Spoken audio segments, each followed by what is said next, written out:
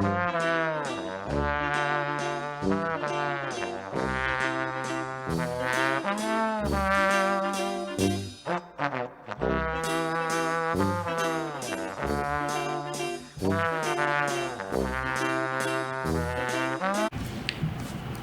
and gentlemen, welcome back. Episode 22, your favorite number.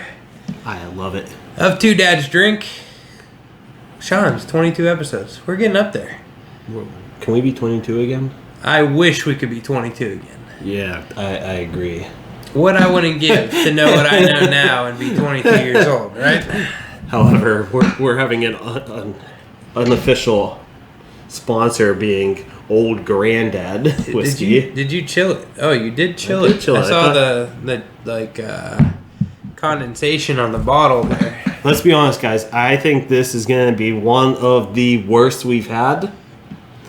So I definitely chilled it because I feel like it may be necessary. So for those of you that don't know, last week Sean was a little under the weather. I think he gave that to me, or my allergies have just really kicked up because I'm a little under the weather. That is our commitment to you guys, the whole 22 subscribers that we have. By the way, if we're still sniffling, can you hear this? Oh, God, that's just nasty, Sean. You just love the new microphone. Listen, you're going to have to tune in 2 episodes ago. We got a new microphone, and Sean went a little nuts with it. But that's our commitment, right? We're battling through illnesses to bring the show out. And this will probably get rid of all of it. I hope this makes me feel a lot better. Cheers.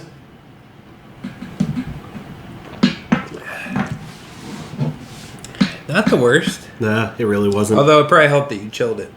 I would definitely believe that. It's definitely not the best, though. Wow. Okay. It has a weird taste at the end. It does have a weird aftertaste. But with that being said, if you haven't watched our recent show, because we didn't get a ton of traction on the last one, you should take a look at it now, because Sean and I went through the divisional matchups and decided who was going to win each division while getting completely drunk together. We also talked a little bit about a game that we went and watched, which, apologies, we didn't record any of it. We said we were going to, but we were also intoxicated. Does that help?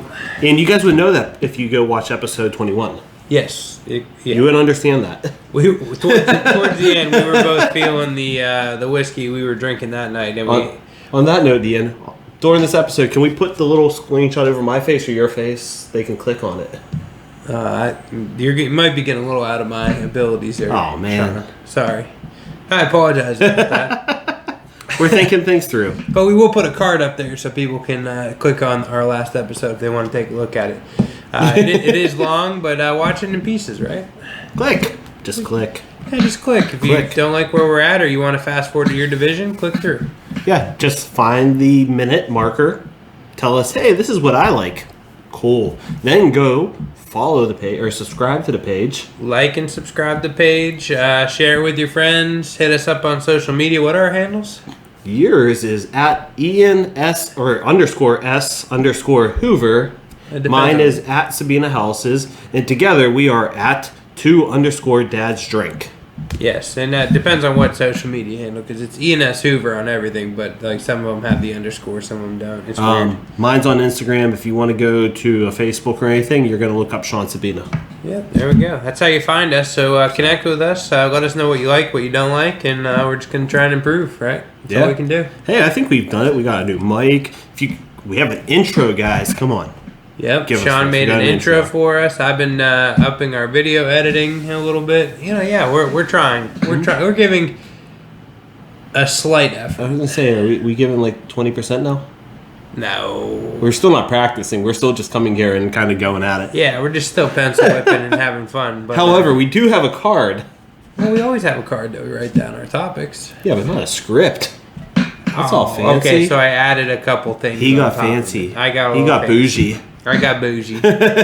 I'm sorry. I just didn't want to forget certain things. Let's talk about news, Sean. For those of you that... News? Why do we talk about news? We're going to talk about news. For those of you that don't know, we're transitioning into football season. We are probably going to be, 90% football, Sean? Maybe more? Probably. Well, we're going to be 100% sports.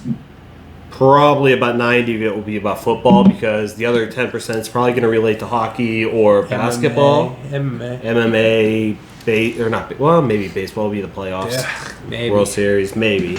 Nonetheless, I mean, like, he is going to force me to watch more basketball. I'm going to force him to watch more hockey. MMA we watch together typically. Yeah. Except for this weekend, I went and watched the fight. Yeah, how was it? I totally missed it.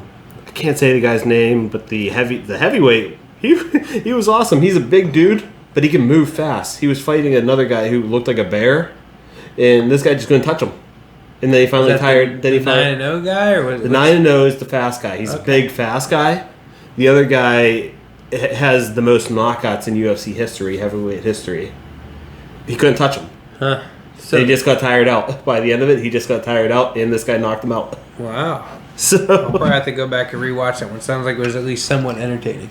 It was. It started off boring because it was just a lot of basically the Mayweather style fighting of dodge, stay out of the way. By the way, I don't expect us to drink this until the end. No. Just so you know, I'm just pouring it now. No, I don't need to have another episode where I was completely intoxicated. No, me neither. I'm too old, guys. At least not in the near future. I'm sure we'll have one at some point when we have a guest or whatever. I am not 22 anymore. Or when we have another good whiskey on the show. We still have the rest of that bottle, I think. Josh Allen is the latest $40+ million man at $43 million a year, $150 million guaranteed. I got something for him. Give me a second. Guys, we're getting fancy here, but I wasn't ready to do this. So, give me 1 second. Oh, Lord. You can keep talking. You can keep talking. I mean, I want to know your thoughts, but then you're pulling up some sort of music I guess you're going to play.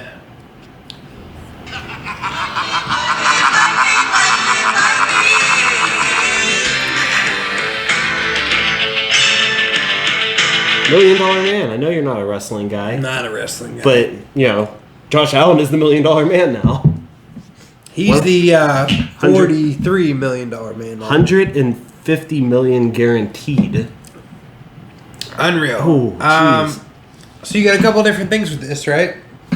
The Buffalo Bills did the opposite that the teams like the Dallas Cowboys did, where they just gave him the money quick.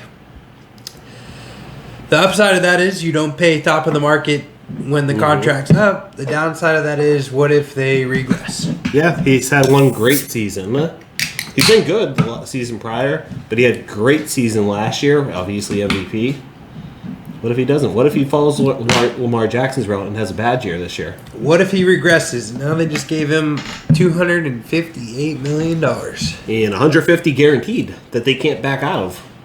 Yeah, unreal. Absolutely unreal. Once again, we saw Mahomes get his contract. Congratulations, dude. You deserved it. You've been basically the league MVP the last 3 years. Mahomes, I got no doubt in the world that was a good deal for them, and it was backloaded, and it made a lot of sense for them at the time. The only loss in the Mahomes deal was if he gets injured. I mean, career injury. Okay, who else got their deal? Dak got their deal. Caught his deal. You guys saw how bad you were without him. But what happens if he comes back and he's not the same guy without his ankle after the leg broke and things like that? At least they've seen a little bit more of him. Maybe, but what if he regresses the same thing where you did back when you disliked him? What if he regresses back to that guy? It's true, absolutely. I mean, it's there. You're always damned if you do, damned if you don't, right? I think it was smart to renew his deal early on. Yep. And I think that I think they made a good move. While I do think that there probably will be some sort of regression on Josh Allen, I think that it was still a good move because even a 75% of what they got last year. You're not going to get that for under $40 million. That's still a Pro Bowl quarterback. You're not going to get that for under $40 million. It's just not going to happen. So but realistically, that's still 75% of what he did last year is still a Pro Bowl quarterback. His rate last year was better than Lamar Jackson the year before. I mean, he was borderline MVP. He won the MVP. Yeah, he was borderline. No, Rodgers won the MVP. Yeah, he didn't win the MVP, That's but he right. definitely was an MVP caliber season. Yeah. Look, I think this is good for Buffalo. I think it's good for Josh Allen. Question, was that Stephon Diggs getting there, or was that Josh Allen progressing? Oh, I mean, anytime you add a quarterback some more weapons, it's going to help. Because they added Emmanuel Sanders now, too. I mean, you could say the same thing. Look at Dak prior to getting Amari Cooper. No, yeah, definitely. Same type of thing, right? And now Dak has too many weapons, and they're never going to get to keep them all, but it is what it is. Kudos. I like the move. Do you dislike? I like the move. I like it's early. I like that as much as we're talking about how much money he made, realistically, in the scheme of things, they're probably actually saving money. Oh, yeah, because this deal in another year or two is going to be a $47 million. I was going to say 47.50, somewhere in that ballpark. Right, exactly. Depending on who gets their contracts next. If he wins a Super Bowl, that deal could be a $55 million deal. Well, that being said, I think we have him later in the show, but Aaron Rodgers and his new deal. Yeah, he didn't escalate any money into this deal. But his next contract, you think somebody's not going to pay him if he has another MVP caliber season again? Well, way to jump ahead in the news. Sorry, guys. Sean. But yes, Aaron Rodgers, they trimmed a year off of his deal. It is now voidable after the 2022 season, right? Yep. So, and the rumor is that unless they win the Super Bowl this year, both Aaron and the team have agreed to part ways via a trade. Say bye, guys. Which the rumor team is the Saints. Yeah. I feel like I heard a bunch of rumors, but the Saints is the one that I've heard. It actually came out the other day from a former player that was with Aaron Rodgers that he wanted the Saints. I mean, it's Sean Payton. I don't see how. I don't think the Green Bay Packers would be dumb enough to trade Aaron Rodgers in the conference. No, that's why he's going to have to leave on free agency and go to the team he'd want to go to. But Aaron Rodgers in 2 years isn't. I mean, he needs to go next year. Look what Sean Payton did with Drew Brees for years. Yeah, I hate to say it, nothing personal to Brees, but Rodgers is more talented. Yeah, but Rodgers is going to be pushing 40. Look at Brady.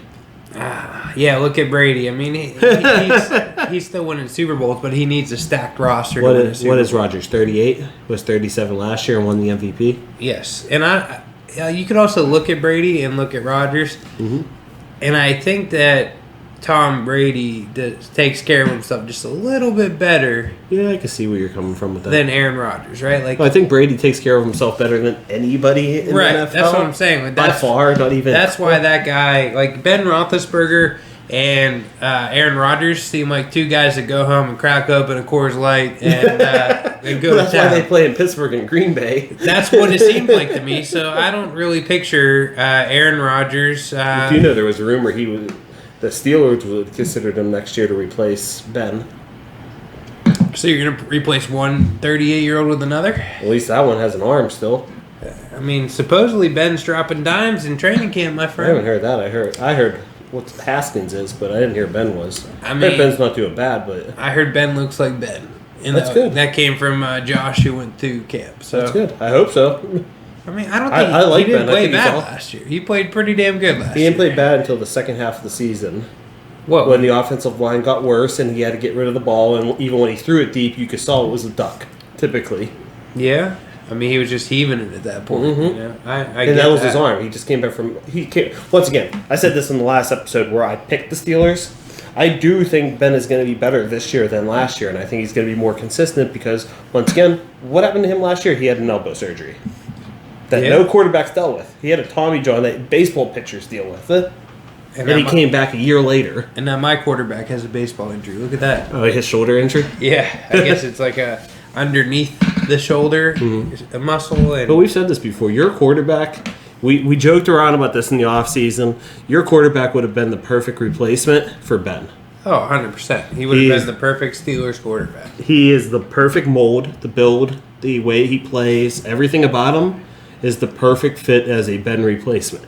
Yep, absolutely, 100%. You brought it up, actually. That was all you over the summer. We were talking about this. Well, that was my theory, is that if we didn't re-sign Dak, that he was just going to leave, and if he left, then he would probably sign with Pittsburgh, and it would be I would have pain and misery watching the Steelers win Super Bowls with my quarterback. Because that could happen. Ben for Dak. That could happen. I was also really worried back when Romo was thinking about retiring, and he was also thinking about going to Denver, who had just come off winning 2 Super Bowls with Peyton Manning, who was retiring, and that kind of didn't sound very good to me either. Yeah. I love Tony, but I don't want to see him win a Super Bowl outside of Dallas.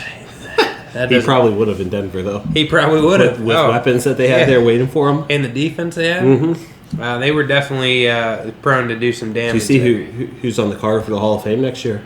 I did not. Your boy, Tony Romo. Oh, is Romo on the card? He's on the card. I don't know if he's a first ballot. Just telling you, he's on the card. He's of eligible age for the Hall of Fame. He definitely holds every Cowboys passing record there is. So if you take the fact that we are one of, if not the most glorious franchise in NFL history, and then you add the fact that you have a guy who literally holds every record for our franchise, he probably is up there, but I don't know if he's first ballot. Never won a Super Bowl. Don't get me wrong.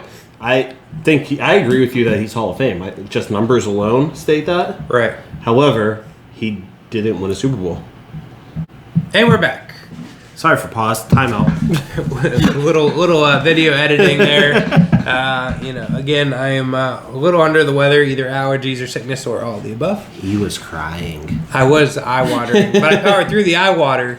And that went away, but then the nozzle drainage started to happen. So we're getting graphic now. In lieu of having that on video, I decided to cut that out. Anyways, I would have. So hold on, Tony Romo going to the Hall of Fame. It's gonna happen. I think so. I am going to call time up before we move on from the Aaron Rodgers to the next part here. Okay. Because I didn't mention this before, but I do want to throw in a little tribute to maybe one of the best voices in sports history. As of today, Mike Lang, which is the voice of the Pittsburgh Penguins, after 46 years retired. Mike Lang, you made my hockey life growing up. You were there every Stanley Cup. You were there during the Lemieux years. I will never forget these 560 different calls you made that made the game enjoyable. Thank you. Thank you, Mike. And not only that, super entertaining calls as well. He was. They'll live down. They'll be very historic. Unique in the way that he called sports. It's a hockey night in Pittsburgh. I guarantee on this show, when I come in here and do this show and there's a hockey night here in Pittsburgh, I will say that comment. Yeah. And that was all him. Well, he definitely changed how announcing happens at least in the city of Pittsburgh, anyways. I think that every local team and their local announcers, they are trying to be like he was. Yep. He is in that top range of announcers for me. Yeah. Maybe for a lot of people, but definitely for me. So. Absolutely. All right, so we went to a local establishment. I drank. You did not. I did not. Last week killed me. I did not want to drink. Actually, this is probably the first time I'm drinking since last week. See, the eye water's back. Yeah. He's crying. He's getting all emotional. That's because we were talking about Tony Romo in the Hall of Fame. That's what it is. Or was it because your team, as I've been told by numerous Steelers fans, demolished my team 16-3 on national television? But if you're just looking at the score, yes, it looks that way. However, if you're actually watching the game, if the Cowboys punter, actually, I just found out, backup punter who was punting and kicking for the Dallas Cowboys, who missed 2 field goals. So what, it should have been 16-9 is what you're saying? Well, no, we would have went up 9-3 at one point in the game, and then it would have been 9-9 late in the fourth quarter, and yes, we probably would have lost 16-9. Still a little bit more respectable than 16-3. However, the Steelers also played 11 starters compared to the Cowboys played 4 starters. So a little different there. And, the Cowboys also played their 4-string quarterback who does not deserve to be on the same turf as... Steelers played their 4-string quarterback too. No, they didn't. Josh Dobbs got the game-winning touchdown at the end of the game. Did he get in there? Yes. I do remember him at the very end. Yes, he was at the very end. But he didn't play the whole second half, though. No, he played like the fourth quarter. Right. And Josh Dobbs is still... He deserves to be on an NFL roster. Oh, yeah, he's good enough to be on the roster. Mr. DiNucci does not deserve to be on an NFL roster. I sent you the screenshot of one of the Cowboys beat writers who said, I know this isn't going to be a popular take, but DiNucci very well could be a great scout team quarterback. And that probably is true with all the mobile quarterbacks. He's got some legs. Yeah. He could probably be a scout team quarterback, but other than that, he does not deserve to be on an NFL roster. That's my 2 cents there. So the Steelers fans can have their preseason bragging rights. I really don't care about preseason, honestly. Me and you talked about this. There was things I was looking forward to seeing on the game, and none of it had to do anything with the final score. Right. And we'll get into those things, but even if like we were talking about, well, it used to be the third preseason game. I'm assuming that's going to be the second preseason game now. Well, no, the Steeler Cowboys they called it an extra game, so they're actually playing. That's what I'm saying. Our teams are going to play 4, but like I'm saying, on traditional. So the second should be the third. The second should work out to being what the third would have been. Right, but there's only 3 actual preseason games this year. So the second preseason game is probably the game where most of the starters are going to play for a half. I hear a lot of teams, what the reports are is a lot of teams aren't even going to be playing their starters much at all. I wouldn't disagree with that, but if they do end up playing their starters for a quarter or a half, if our teams would have played in that scenario, and I would have taken like the first half or quarter, however long it played, and been like, okay, well, how did we match up versus the Steelers? Yeah. But when, anytime you roll out Ben DiNucci for 2 quarters in any kind of a football game, I'm not going to count any of that. So you guys can brag all you want. It just wasn't fair. But I'm not the person who was bragging to you. So I had a lot of people. Go check out my Facebook. I had a lot of people. I've seen it, and I don't even know what to say to you. Maybe one of our episodes we could start reading Facebook comments. We could do that, especially mine. My Facebook comments. If you really want to brag over preseason, go ahead. I want to brag over regular season, and that's what in playoffs and Super Bowl, and that's what I'm hoping for this season out of my team. So, what did you actually go into the game caring about? Najee, the offensive line, and seeing who actually got to play on the offensive line. They did play what? They played 3 of the starters on the line, which they needed to. They were all rookies. They needed to. Later in the game, I wanted to see Dwayne Haskins and seeing if there's a possibility there. That was really about it for me. What do you think of Dwayne Haskins? I think there's a future. I think it's still early, but I definitely think he's backup material for this year behind Ben. I think he's better than Mason.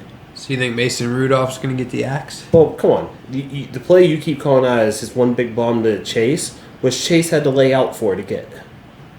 He had to push off and then lay out. Actually, no. If you look at the review, he got pushed. Oh, okay. Now it's coming out that he got pushed. I don't really care. Once again, I didn't even see it live. No, I didn't even see it live. You told me about it. Live, it looked like he pushed off. Nonetheless, pushed off either way. He had to lay after the ball. The ball wasn't there. It was overthrown. And just because Claypool's a massive monster, he can lay out and make that catch. So, Mason, to me, he fumbled, trying to do a little pitch to Chase Claypool. He fumbled the ball. I think he also threw an interception, if memory serves me correct, early in the game. Nonetheless, I don't see it with Mason, and I haven't seen it since he took that helmet to the head, which I feel bad for the guy, take a helmet to the head from another player during a game. Nonetheless, I haven't seen any potential in him since then. So just move Dwayne Haskins up to the backup role at this point. The potential is there. It's just a matter of can you get it out of him. Yeah, I think that Mason is good enough to be a backup quarterback in the NFL. Yes, but do you think he's better fit for that than Dwayne Haskins? Maybe as of right this moment. However, listen, if Ben Roethlisberger goes down with an injury at any point in the season for long periods of time, I'd just say 6 weeks. Yeah. Your season's probably over. We said that a few years ago. What happened? Their season was over. We traded that first pick and went and got Minka instead of... Their season was over, okay? The simple fact of the matter is he didn't make the playoffs. So, hold on. Time out. You lost your starting quarterback last year, right? Yes. With a ton of receivers, right? And how many wins did you guys finish with? Well, we finished with 6, and you guys finished with 8 with your backups. However, there was... But you had Andy Dalton as a backup, correct? We did have Andy Dalton as a backup. So you had a quarterback who actually could throw the ball, right? Well, you had proven seasons as a quarterback. Mitigated. If you actually look into it, so Andy Dalton's first start was against Washington, who on a cheap hit got smashed in the helmet and had to sit out for 3 weeks and then a week with COVID. So we were out without our backup quarterback for 4 games. Yeah, I get it. To where we started Ben DiNucci. Dude, we played Duck Hodges. No. Duck Hodges is better than Ben DiNucci. Go watch that Eagles game. Ben DiNucci is the worst starting quarterback ever in the history of the National Football League. We played Ben DiNucci for a game, and then they got lucky and they found this new backup quarterback who's actually pretty decent, and he actually went toe-to-toe with the Steelers and almost beat the Steelers. It came down to the wire. Garrett, I always want to mess up his name because he has He's got 2 first names. It's Garrett Gilbert or Gilbert. Yeah, Gilbert. Yeah, Garrett Gilbert. But anyways, they got lucky and found him. That held them over for a game, which they still lost the game that he held them over until Andy could get back. And then there was still another 2 to 3 weeks before Andy really had his grasp on the offense. And then we won 4 games in a row and almost made the playoffs. So if we would have had Andy with a full off season, like a full training camp and everything, and he wouldn't have gotten cheap shotted in Washington, we do make the playoffs. We probably go 8-8 and win the division. Maybe. So you could throw your argument out there, and that's also with one of the most atrocious defenses ever to play football too. That's your team building skills. That's not a... No, I wouldn't even say team building. It was just straight out bad coaching. I mean, we have good players on the defensive side of the ball. They weren't. Well, now you do. You got 11 great safeties.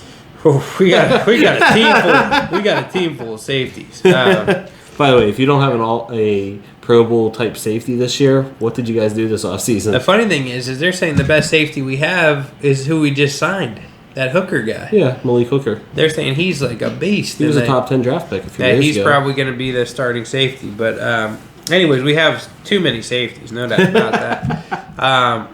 But wait, okay, let's go back to the game. Najee Harris, what was your opinion of Najee? Najee was consistent. He was hitting the holes, something we didn't see out of James Conner before, and getting those 5 to 6, 7 yard runs consistently. Nothing super spectacular. We didn't see like an 80-yard run from him or anything, but I didn't really want to see that because I didn't want to see him get injured. I just wanted to see what's his eyesight like. Can he hit a hole? Right. And the one thing I will say is, look, you can say what you want about Zeke Elliott. No, he's definitely lost a step compared to like his first couple years in the league.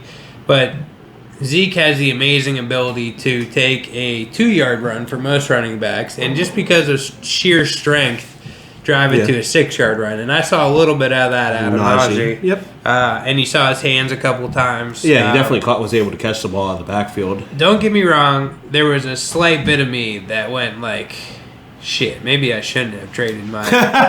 I still made I made a very sound fantasy football move. For this season. For this season. But we are a keeper league, and I could have potentially had 5 years of Najee Harris. Yeah, and I do think if the Steelers fix the line, or if the line's better than expected this year, don't be surprised if he has an incredible season. Especially once Ben's back there and all the other real weapons that Steelers have are on the field at the same time, and you can't focus on one person. Yeah. As you know, you have weapons on your team. The biggest question they have is the line. At the end of the day, that to me is the question. And you know what? The offensive line needs to block a little better, but how much of that really was the offensive line? How much of that was... Well, the 3 rookies that you said were starters right off the bat, but then they didn't play Trey Turner, which is the free agent they brought in to replace DeCastro. And who was the other one they didn't bring in? Dotson, I think. One or the other. One of the other veterans. They're not going to be worse than they were last year. Maybe. Barring injury. Okay, so you lost Pouncey, you lost DeCastro, you lost... Who was the tackle that they moved on from? Villanueva. Oh, did Villanueva He went to Baltimore. Oh, wow. He was probably my favorite offensive lineman in your team. Oh, yeah. I like him, too. I didn't know you guys lost Villanueva. Yep. They didn't want him. They didn't resign him. They didn't even offer. He went to Baltimore on the open market. Huh. Well, I mean... They were trying to rebuild the line to make a running line. Hopefully it works out for you. Either way, Najee will average... I will write it down right now. Just based on what I saw, he will average at least a half yard to carry more than Connor did. I think he's a 4.5 yard per carry guy. Yeah, and if he ends up having any kind of real breakaways throughout the season, they could easily get to 4.8. I honestly think he's going to get at least 300 carries, 300 plus in carries, And that's not even saying the receptions he's going to get offered, which is going to be 70 plus. Well, that's what these teams do to these running backs is they get them on the rookie deal, they run the crap out of them, Yep. and then they decide, your tread's a little light these days, unless you're the Dallas Cowboys or the Rams. Those are the only two teams, and both teams probably regret it as of this point. Truthfully, the Steelers have made that path with Lev Bell a few years ago. They created that path of let's franchise tag him. Let's franchise tag him. Let's franchise tag him. I don't want to pay a running back. Nonetheless, Najee, if he is under 350 touches this year, I would be shocked. Unless barring injury. I'd be shocked if he's under 350 touches. Is that because he's talented or because there's no other good running backs on the No, roster? well, I liked what we saw at Kalen Balazs as a backup role. I thought the Cowboys backup running back behind Tony Pollard, I can't remember his name, 34.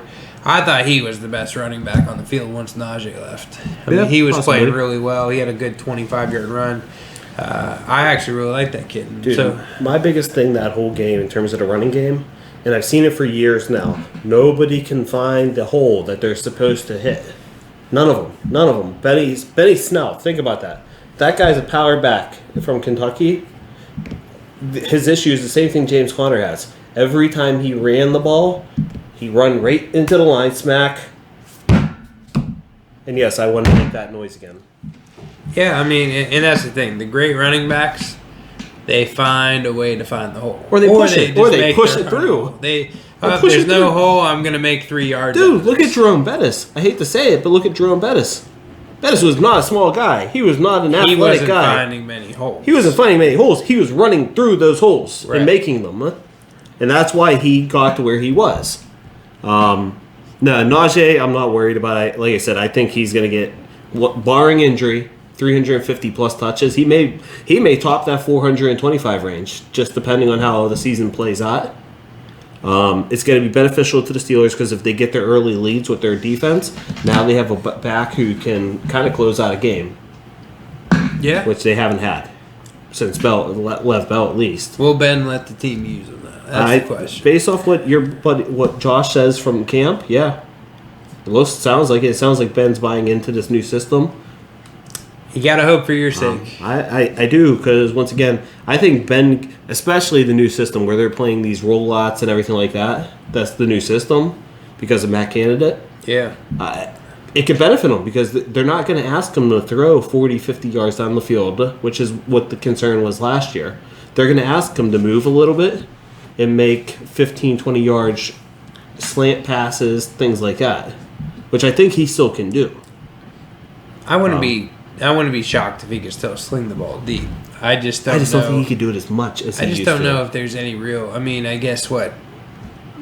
Is there any real deep threat on that team? Claypool, maybe? Deontay. Claypool can go up and get it, but he's not really a speedster. Yeah, Deontay is definitely more the speedster of the group. Deontay is the speedster, but they also say he is the workhorse, the guy who can go under the middle, things like that, but that's what they're going to use Juju for. Juju's just a great slot receiver, is what he is. Yeah. Once again, Steelers have weapons. Chase Claypool, we've seen it last year, can go down the field. We actually saw it in game one, the 40-yard bomb from Mason Rudolph. Yeah. So Claypool can go down the field. If James Washington, and this is another report that he's asking to be traded, but if James Washington decides to stay, he's another guy who can go down the field. I told you, he's probably my favorite out of the receivers. And that's because we met him. He's a nice guy, and I like to root for nice guys. And I'm not disagreeing, but I'm just saying, in the middle of things, I'll be honest, I said it in the offseason, me and you both said it, I don't think I would have brought Juju back. I know why they brought back, I understand why you bring him back. I don't know if I would have brought Juju back. I think I would have went with James Washington. I think Claypool is their most talented receiver. However, he also, probably even more than Juju, has potential diva written all over him. Yeah, but did you see him when he first started? A lot of that changed when he started hanging out with Juju. He caught a ball in a preseason game on the sidelines and then started, jumping up like he won the Super Bowl, bro. He has diva. And don't get me wrong, my team's got one of those too. CeeDee Lamb has diva written all over him, bro. That's my one fear with CD long term is what if he becomes Dez Bryant, and I love Dez. Dez is my boy, but like he was a diva, right? What if he becomes T.O.? There you go. T.O.'s even worse than Dez, right? I'm just hoping that nickname Mapletron takes after Megatron, where he was kind of quiet, just went about his business, and did his job. He's definitely not quiet. I know already. We're in the age of TikTok, dude. Yeah, no, I mean, I get it, but I'm just saying. Here me and you are talking on a YouTube show. Right? Well, and a podcast. We have a podcast, too. Some YouTubers. I had one thing I had two things that I was looking for. Real quick, before he goes. Wow, he got super excited because there was a player on his team that he didn't realize was back on his team again. Yes, I did. We'll get into that. But going into the game, I really only had one, maybe two things I was interested in seeing. Mm-hmm. Number one, I was interested in seeing the first-round pick, Michael Parsons. Fantastic. And the guy just jumped off like the screen. Yep. He had 7 or 8 tackles in the first 2 drives of the game. Yeah, he was dominating your whole defense. I mean, that is what our defense was missing, was that just big-time playmaker. And then, you know what? I know it was 100% random and all that, but like they say some people just have a knack for where. Troy Polamalu had a knack for where to be. The ball hit the turf, and who fell on it? Michael Parsons. Yeah. He just happened to be where he needed to be when the play was going that way, and he was there.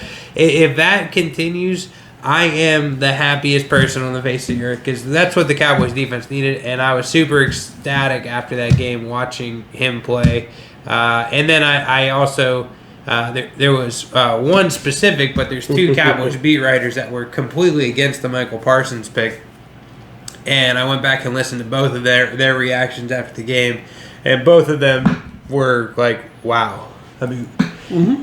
the Cowboys said that he was the highest rated player on their draft board, period. Like, they rate every player. He was the highest rated player on their draft board. Now, they clearly would have drafted a corner if one of those 2 corners were there. As they should have, because that's what they needed. As they should have. But that was a need, not a draft board, right? Yeah. So, this kid he looks phenomenal. Oh, yeah. He looks like a stud. I mean, you put Jalen Smith and Vander Esch, and then they got this other rookie that they really like behind them. I think they could have a really great linebacker. And then Keanu Neal's going to play some linebacker. They could have a really, really good linebacker core this year, and I'm super pumped. And then they had a scrimmage against the Rams on Saturday. I watched that film and saw some of him in pass coverage, and he was breaking up balls. He got speed, dude, and he could play in coverage. I am super pumped about that. Yeah. The other thing I was interested in was watching Gilbert play some more. He looked poised. He was 9 of 13 passing. He moved the ball. Yeah, they stuttered in the red zone, but he also didn't have CeeDee Lamb. He didn't have Blake Jarwin. He didn't have any of the starters to throw the ball to, and his offensive line wasn't playing that great, which it was all backups. So I was pretty impressed with that. And then, to my surprise, now I haven't paid a ton of attention this offseason. You and I were both like, who's this guy? Who's that guy? For both our teams, right? Oh, yeah, there is enough of them. I really have been just super busy with work and just haven't been listening to the Cowboys podcast as much as I normally do. And Cooper Rush is back on the Dallas Cowboys. Yep. And let me tell you, it was fun to see that. And let me tell you another thing. He is light years better than Ben DiNucci. Okay? So the fact that Ben DiNucci is still on the roster, I mean, can I just get to know an NFL coach? Because then I can just be on a roster. Or at the very least on a coaching staff, right? Like, this is stupid. The kid played high school football for McCarthy's brother, and we're just going to keep him on our roster for a year and a half when he clearly doesn't have talent. What's going to happen when they cut Cooper Rush over him? They probably will. They're going to keep 2 quarterbacks this year. They're going to keep Dak and Gilbert. Unless there's injury concerns still with Dak, then they might keep a third. If they keep a third, it's going to be Cooper Rush, okay? It's not. They're going to cut both of them. And then they're going to put DiNucci on the practice squad because they still think there's some long-term developmental thing with DiNucci. I don't understand it. This kid must be giving reach-arounds in the locker room or something. I don't understand it. Like, this kid does not look like an NFL quarterback. Well, somebody thinks he does.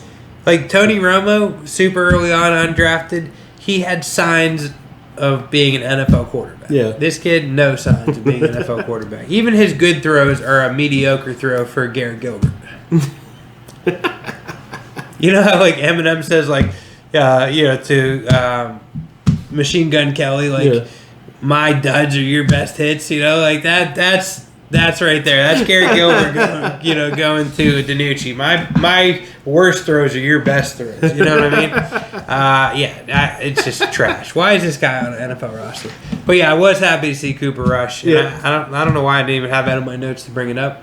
I did. I have a warm spot for Cooper Rush. Like I thought he was going to be the next Tony Romo for us. Well, I remember when he was going to replace Dak.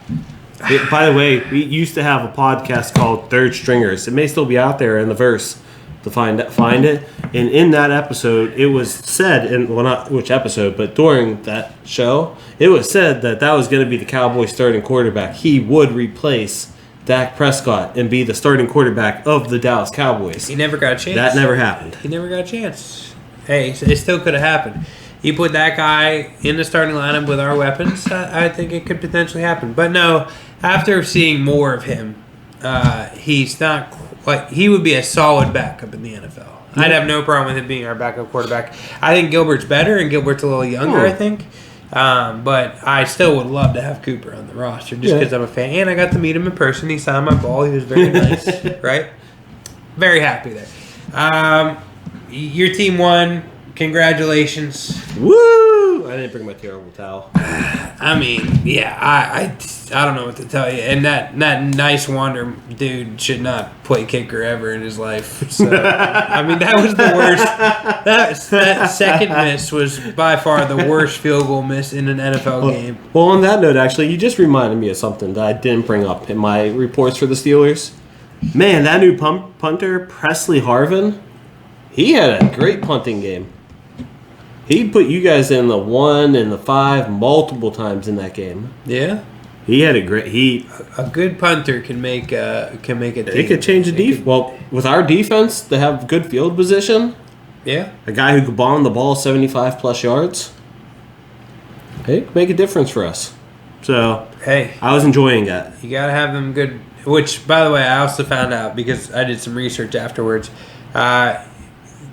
Greg the Leg had back surgery. And he is scheduled to be back by week 1. Okay.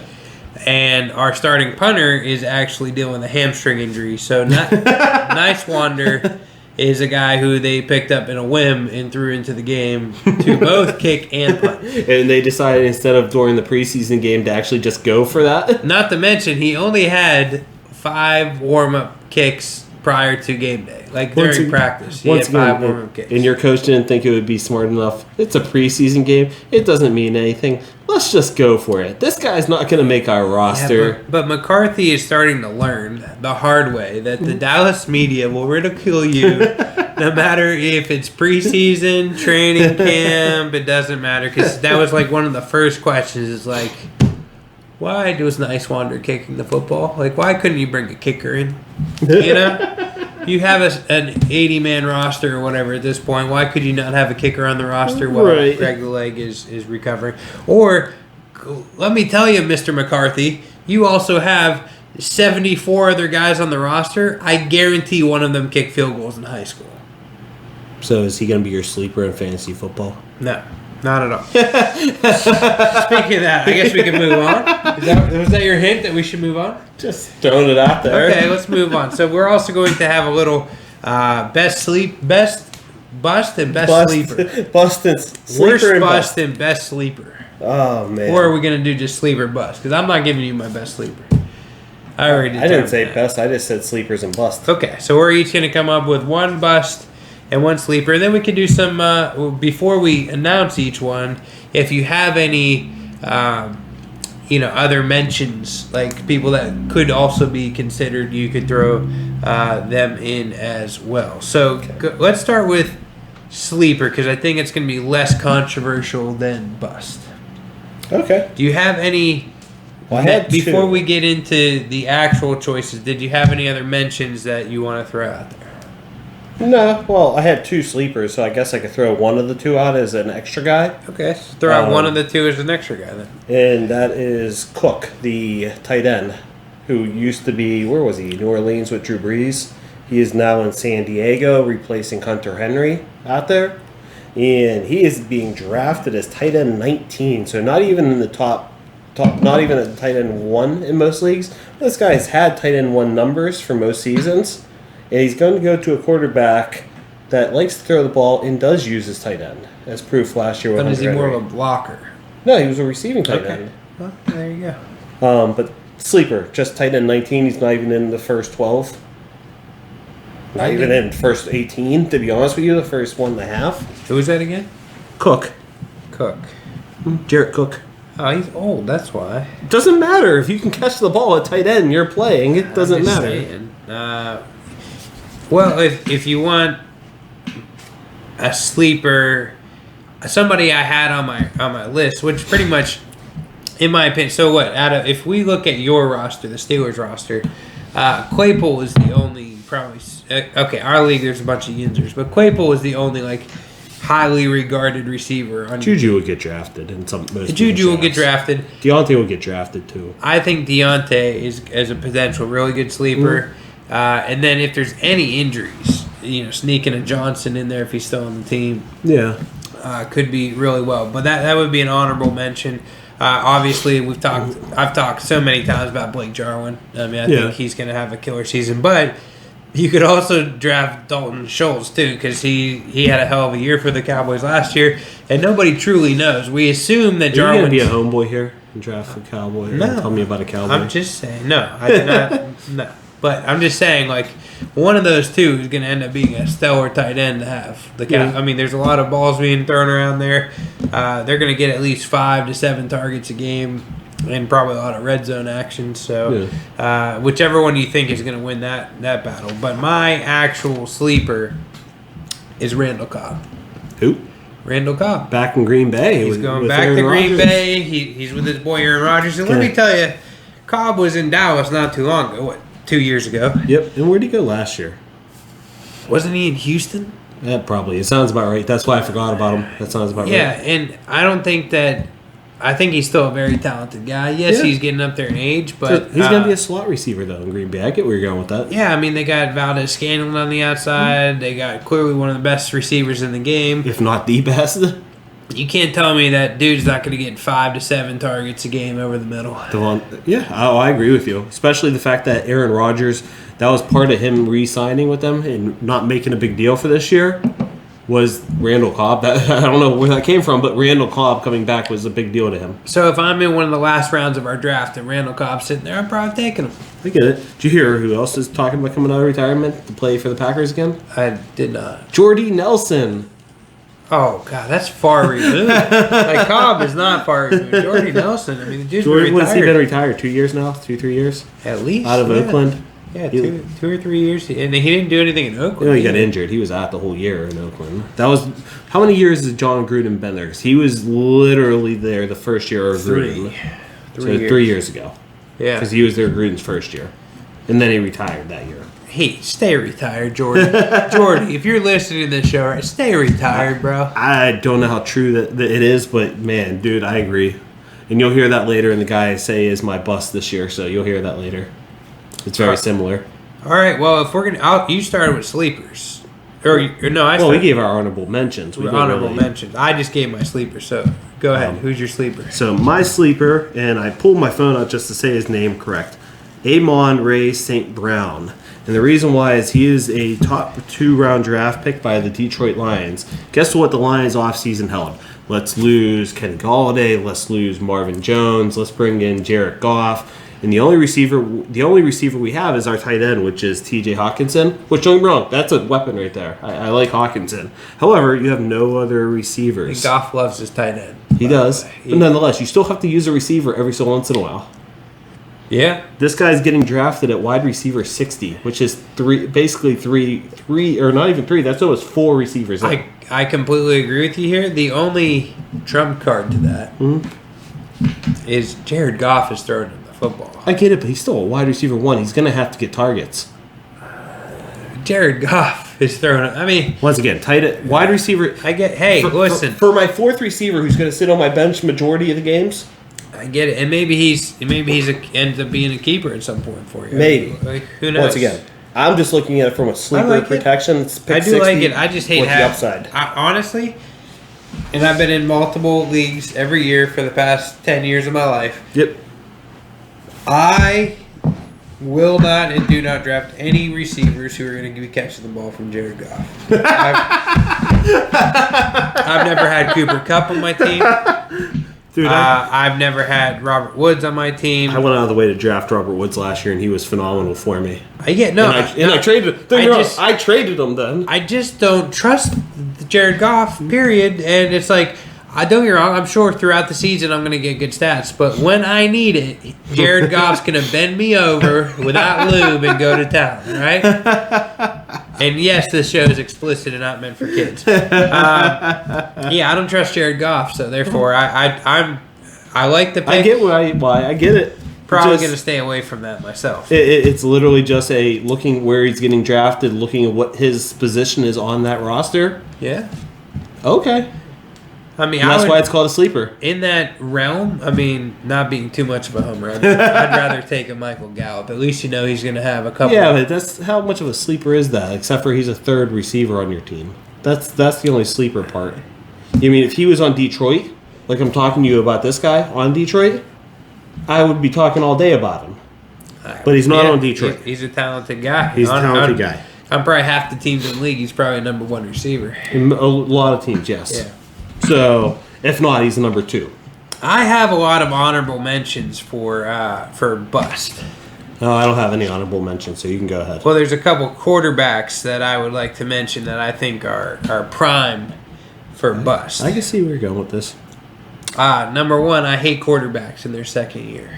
Especially if they had a good first year. I would take some long shot bets if I could find them that Tua would have a better year this year than our boy Justin.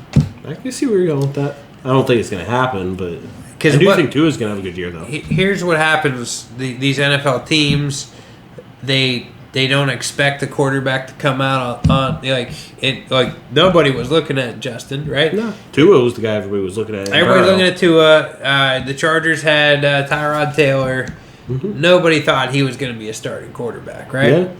And then he just blasted onto the scene. Don't get me wrong, he looked like a stud, though. And even towards the end of the year, he started kind of slowing down a little bit. I think that NFL teams, especially teams that have him on the schedule, have been watching all of his film, watching all of his college film. Not that I think Herbert will be a great quarterback down the road. I think in 2 to 3 years, he's going to be another guy getting a $40 million, $50 million check. But this year, just like Dak did, just like a lot of quarterbacks do, I think he's going to have a big change. He's not going to be as productive. He's going to have issues. I just can't go. I mean, Baker Mayfield. Listen, the Browns did great last year. It was running. They ran the ball. Good job, Cleveland. You guys did great. You have a great defense and you have a good running game. There is nothing about Baker Mayfield that makes me say this guy's a quarterback. This guy's a baller, right? I would not want Baker Mayfield as my starting quarterback, and I feel like this is his contract year. They're going to have to figure out, is this the guy for the future? So maybe in a couple games they might actually be like, okay, Baker, go win us the game, and then we're going to see real Baker. And then the last one, and Father Time's undefeated. Oh, man, I know where you're going with this No, you do not know where I'm going with this one. Father Time is undefeated, and I'm not talking about Tom Brady because he has somehow eluded Father Time, so I will That's never... all those avocados he eats. Avocados, yeah. I mean, I will never bet against Tom Brady that superfood until he is officially retired, right? I'm not talking about Ben, and I'm not talking about Rodgers. I'm talking about a guy who's a little bit younger. Okay. Matt Ryan. He just lost Julio. He hasn't looked good since the Super Bowl year. Yeah.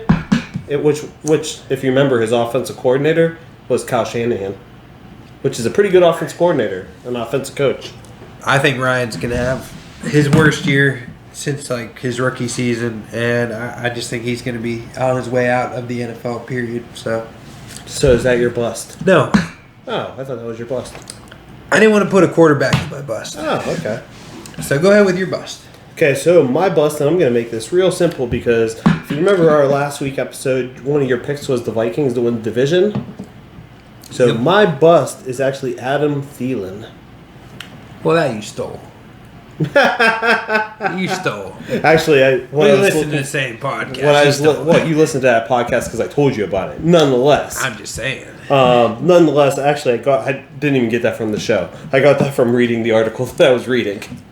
And it stood out to me because realistically, he's been a stud for years, and that's because of how many targets he gets every year from Kirk Cousins. I've said it already. I don't think Kirk Cousins is half the quarterback he used to be.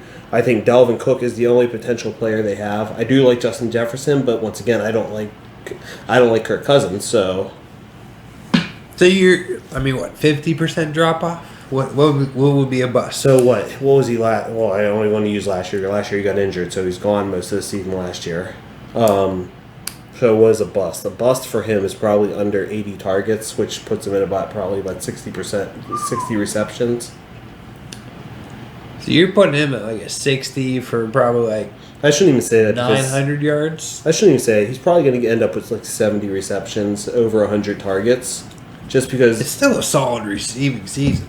It is, but I'm looking from what he is, what you expect out of him. What you expect out of him, if you're drafting him, your expectation is 90 to 100 catches. That's another father time thing, though.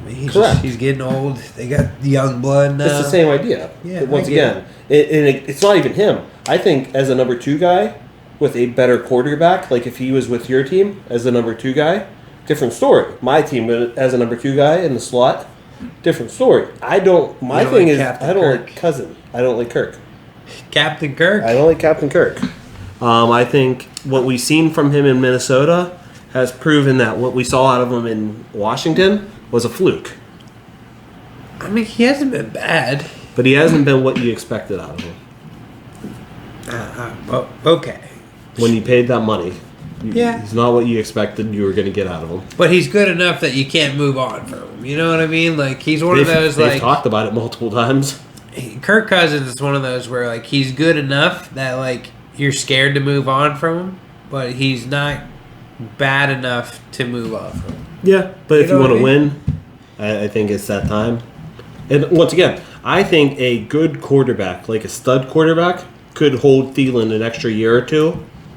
But I think he's following the path of like Wes Welker. Who was the other guy? The funny thing is, I cringed when I heard that on the podcast. I was like, really? Like, I can't see Thielen getting... Okay, maybe it'd be a down year for him. I can't see him getting less than like 70, 80 catches, 1,200 yards, and like 8+ touchdowns unless he's injured. But the catch is, when you talk about those numbers...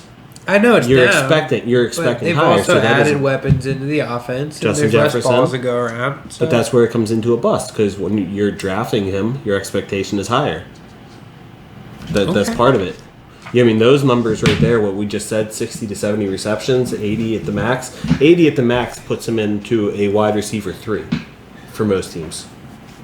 Well, my bust is it's somebody who was actually on my team last year. Oh, okay. And who I actually think is a really talented guy, and he's young. I just don't see him... I don't see him being good this year. Okay? And that's Damian Harris.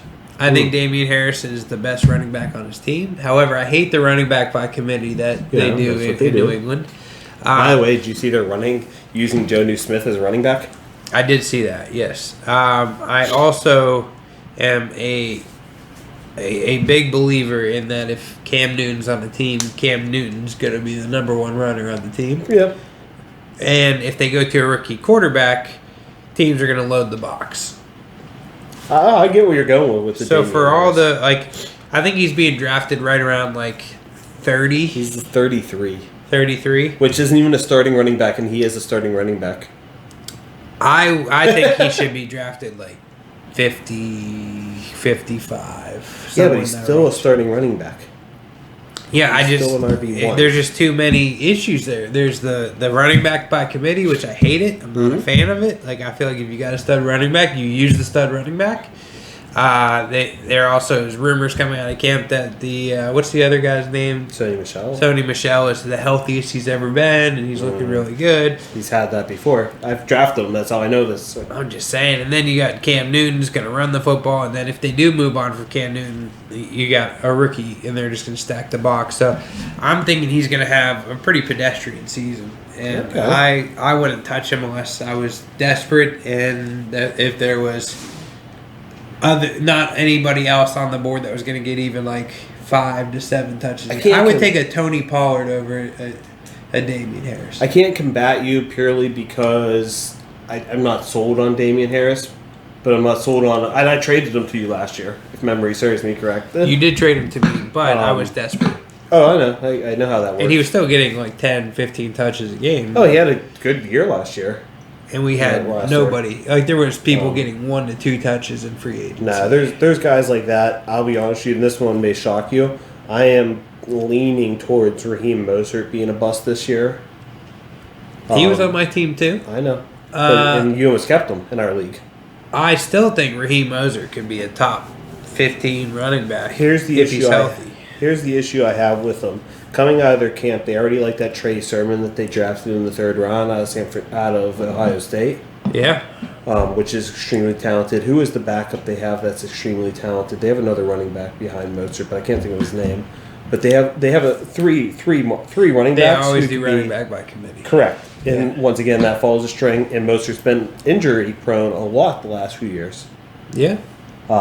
There's my reasoning for Mostert, but. Oh, I wasn't confident at all with having him as my keeper. You just weren't. Yeah, you just. But I just had nothing else better to choose from. And when he's on the field, the dude's electric. My once again, we go into the rookie running backs. So rookie running backs, that's how NFL teams keep some money.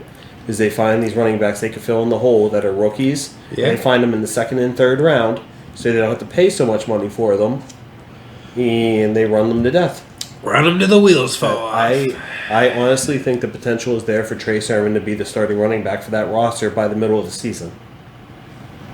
Maybe even earlier, depending on how things go. They're already giving Trey Lance a chance to run the offense at this point. I think the only way they do that is if they just say the season's over, we're moving on with our young guys, see what we got, and go from there. But dude, I could be wrong. I think Shanahan's so sold on his scheme that I think he thinks he can win. Probably with anybody. I think you have to have that ego if you're in that position, right? So, and I actually like Shanahan possibly more than Sean McVay, to be honest with you. Kids Corner, Sean. We got to talk about our kiddos. Kids Corner. Oh, how many experiences do we have with them? Plenty of experiences. Go ahead, you lead off. All right, so I'm actually going to do a sweet one, and it was actually today. You've been doing too many of these sweet ones. Give me some funny stuff. They haven't been giving me the funny stuff recently. They've been sweet, both of them. You know, between Ollie's new thing is as soon as Dad gets in the door, Dad's home! And then he runs up, jumps, and gives me a headbutt. Nice. But that's not the sweet one. The sweet one is actually Grayson. Grayson is in summer camp like your son has been, but he has a summer camp this week. Okay. So today I'm driving him to school, and he's telling me it's superhero week. Oh, that's awesome, dude. So who's your superheroes? Well, I got Godzilla on. Godzilla's somewhat of a superhero, isn't he? I guess so. In the movies, he's a good guy. They play him as a good guy, and he's saving people. So, yeah, he's a superhero. Sure.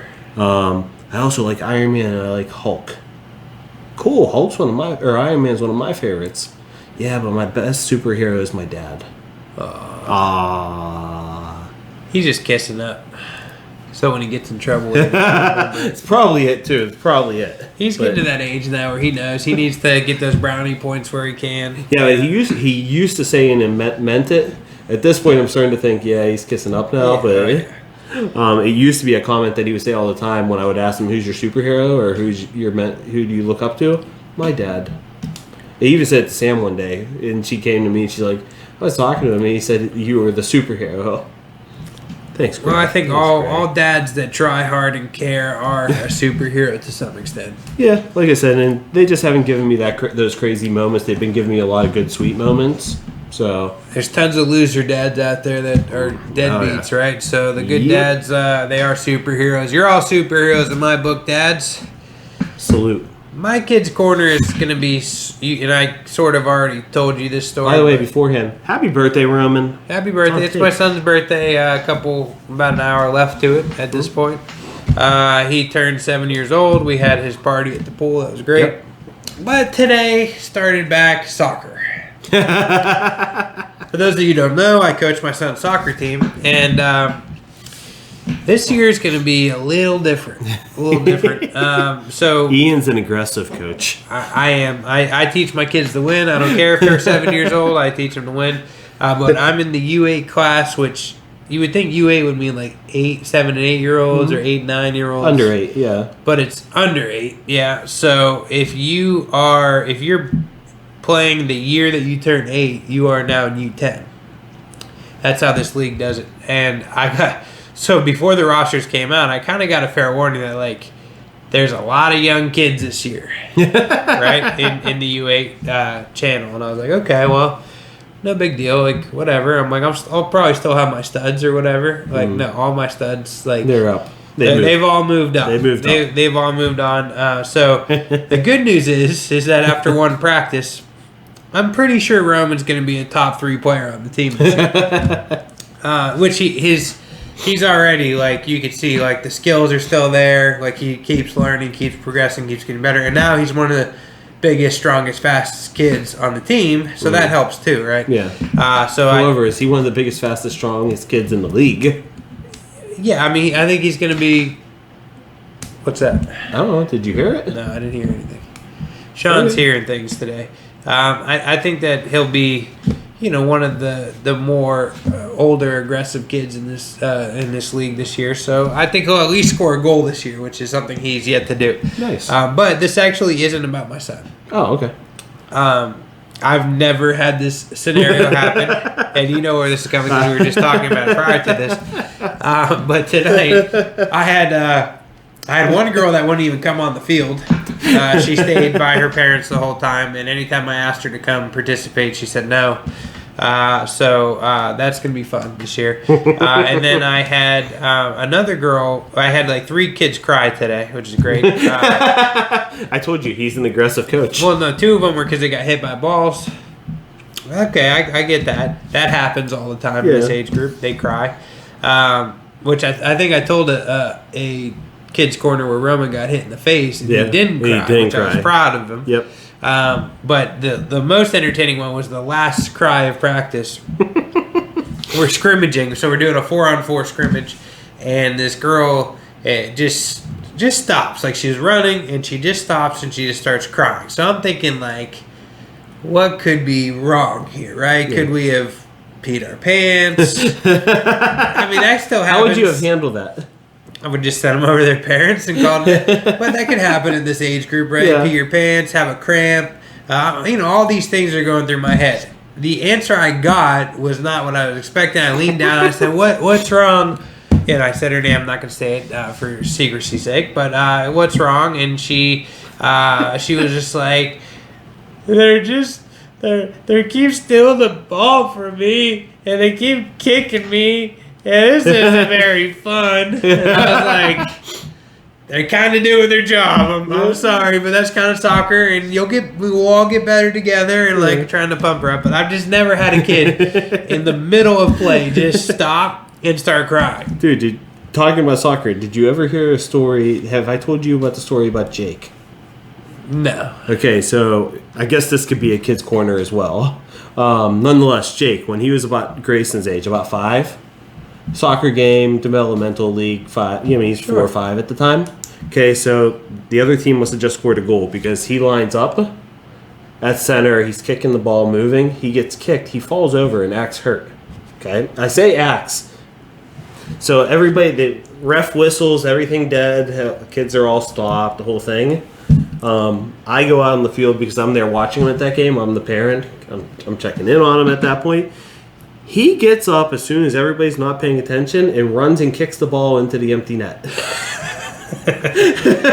I can actually picture Jake He doing did. that. And he celebrated like he scored the game-winning goal and everything. I can picture Jake doing that. That seems like something Jake would do. That was, honestly, I'll never live that down because I just couldn't stop crack. I was on the field going to see if he was okay as he got up and ran and scored the goal.